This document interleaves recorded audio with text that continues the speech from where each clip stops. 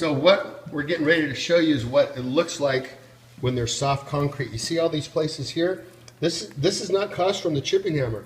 This is caused when the top layer of the slab completely delaminates. The thinset was so strong, it yanks the top part of the concrete off. And to show you how weak this is, see, you see the thinset there bonded. This is what happens. This is how weak the concrete is. Just like that, and there's this stuff all over the place.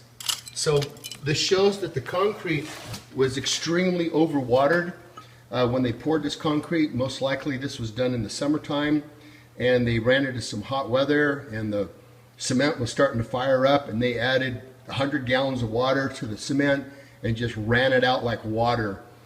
It's impossible for the surface of the concrete to dry hard when that happens.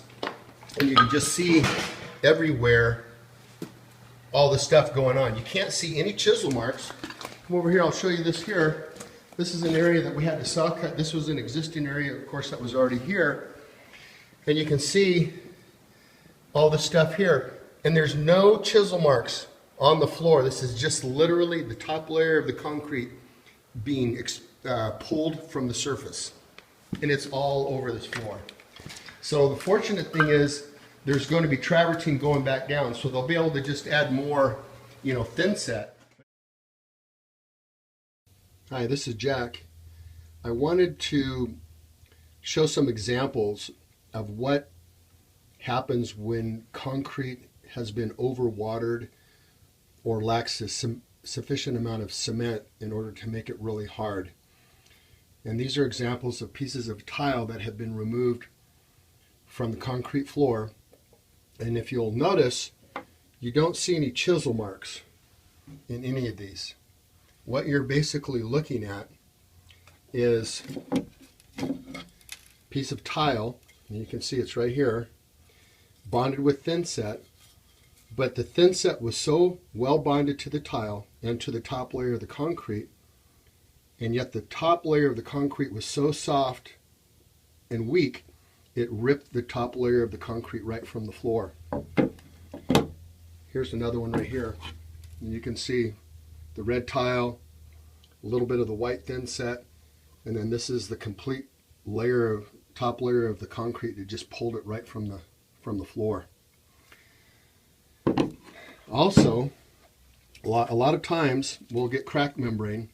This is a piece of crack membrane that was down over a control joint, and the crack membrane was so well bonded to the top layer of the concrete, but yet the top layer of the concrete was so soft, it pulled the top layer right off the floor. And you're looking at part of the actual slab of the concrete right here. Here's another one here. This one used more of a clear type of crack membrane, but again, the results are the same thing. The membrane was so well bonded that when the tile came off the floor, it yanked the top part of the concrete. The reason I show you this is, for some of you out there, you might be considering possibly trying to, consider staining your concrete, pull the tile up, stain your concrete, give it that industrial look. If you're unfortunate enough to have soft concrete, and about 40% of the slabs here in Arizona are pretty soft concrete, unless you were blessed to own a really older home, this is some of the stuff that you can have these problems. You're obviously not going to polish and stain your concrete at that point. You would have to spend considerable money on resurfacing your concrete.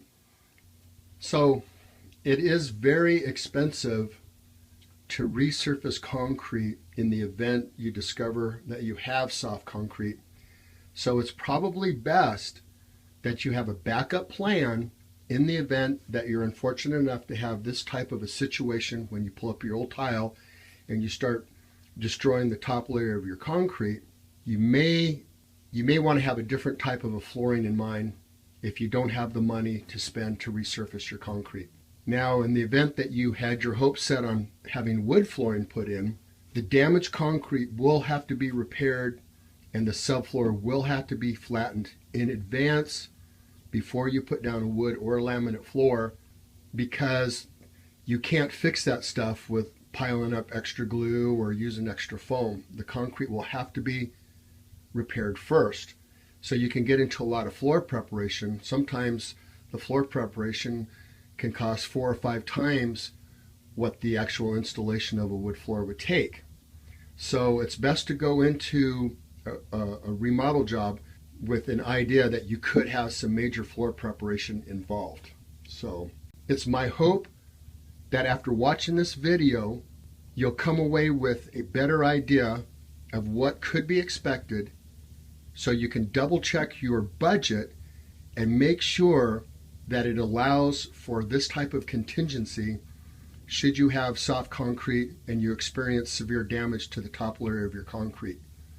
The least expensive way to go back, of course, would be to cover it with carpet and do some troweling of cement down and cover it with carpet. But if you're dead set on having hardwood floors or some large format tile, you'll probably be looking at some substantial floor preparation before you can move forward in your project.